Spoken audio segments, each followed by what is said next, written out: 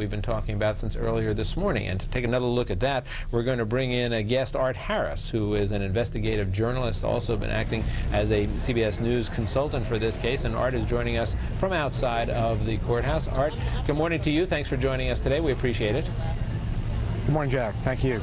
Let me ask you this. We had talked a little bit before, and I'm going to ask you to elaborate some, because I understand you have your hands on some information here. And this all goes back to allegations by Michael Jackson that in November, when he was being processed, he claims that he was mistreated, physically mistreated by sheriff's deputies and employees. And as a result of that allegation, there was a request made that the Attorney General's office conduct an investigation into those allegations to determine whether, in fact, there had been any mistreatment of Michael Jackson during the course of that proceeding. And we understand now that a result essentially has been reached and some documents have been prepared. Tell us, if you would, what you have gotten access to and essentially what it means for this investigation.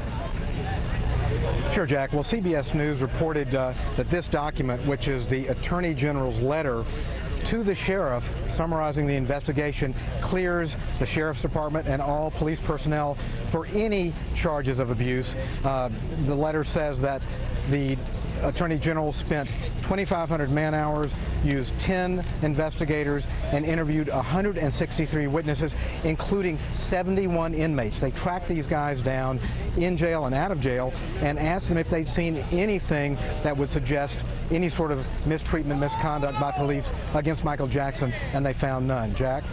So, Art, you're a journalist. You've seen these in the past, and we know that it is not terribly unusual for somebody to raise a complaint against police officers contending that they were not treated properly.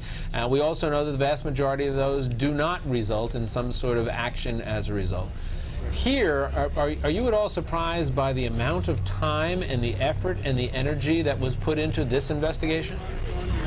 Jack, it's one of the most thorough investigations of any department I've ever seen, and I've covered police brutality all over the South, cases like that, and I have never seen a department put in so much effort to look at a charge that did not result in any sort of physical harm, that was not a murder or a serious beating.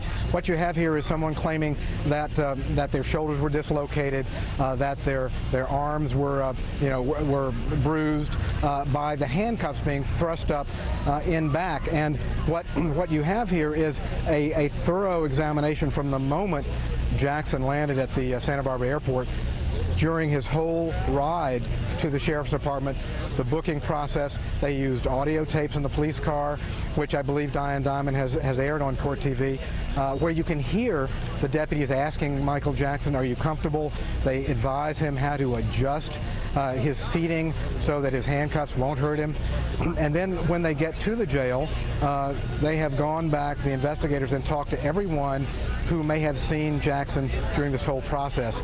I interviewed one of the inmates myself, Jack, a fellow named Valentino Ziliotto, who said this was the most courteous booking he'd ever seen. And I said, well, what makes you qualified to say that? He said, well, I've been booked 7 times in the last 3 months, and I ought to know a courteous booking when I see one. That Jackson was raising his hands, flashing the peace sign, laughing with inmates, and appeared to be in a great mood.